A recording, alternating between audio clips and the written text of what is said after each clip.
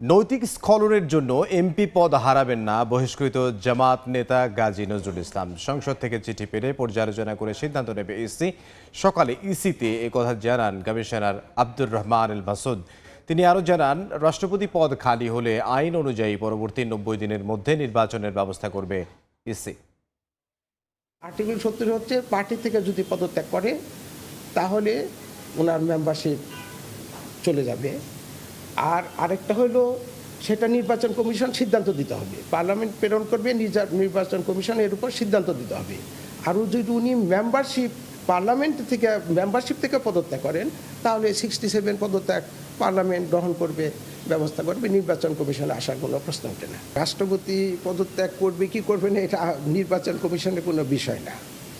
রাষ্ট্রপতির পদ যদি খালি হয় কোনো কারণে, সেটা পদত্যাগের মাধ্যমে হোক বা অন্যভাবেই হোক, তাহলে নির্বাচন কমিশন আইন অনুযায়ী পরবর্তী 90 দিনের মধ্যে নির্বাচনের ব্যবস্থা করবে। এই মুহূর্তে নির্বাচন কমিশনে আছেন সহকর্মী কাউসারা চৌধুরী কুমু। সরাসরি যাব তার কাছে। কুমু,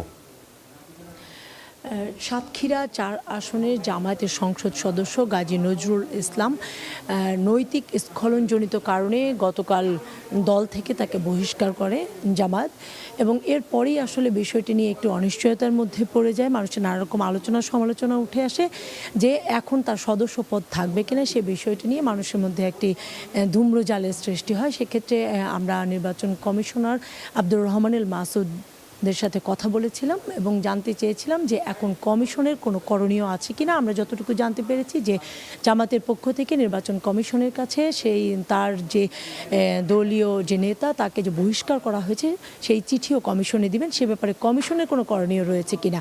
তবে নির্বাচন কমিশনার আব্দুর রহমান আল মাসুদ জানিয়েছেন যে এ ব্যাপারে বিষয়ে কমিশনের আসলে সেই ধরনের কোনো সিদ্ধান্ত নেয়ার কোনো যুক্তি বা আইনে কোথাও কোনো ব্যাখ্যা নেই।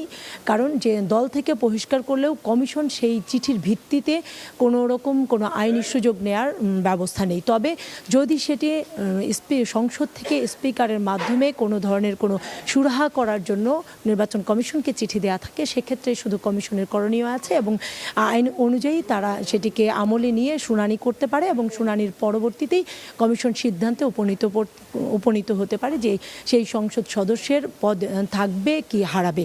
তার আগে কিন্তু নির্বাচন কমিশনের কোনো করণীয় নেই এবং নির্বাচন কমিশন এটিও স্পষ্ট জানিয়ে দিয়েছে যে নৈতিক স্খলনজনিত কারণে সংসদ সদস্য পদ হারাবে না। এছাড়া তিনি আরও বলেছেন যে এদিকে যদি রাষ্ট্রপতি পদত্যাগের বিষয় নিয়েও কিছুটা গুঞ্জন উঠছে, যদি রাষ্ট্রপতির পদ খালি হয়ে যায় সেক্ষেত্রে নির্বাচন কমিশন 90 দিনের মধ্যে সেই নির্বাচনের ব্যবস্থা করবে নির্বাচন কমিশন। এই ছিল কমিশন থেকে সবশেষ তথ্য। নির্বাচন কমিশন থেকে সহকর্মী কাউসারা চৌধুরী কুমু।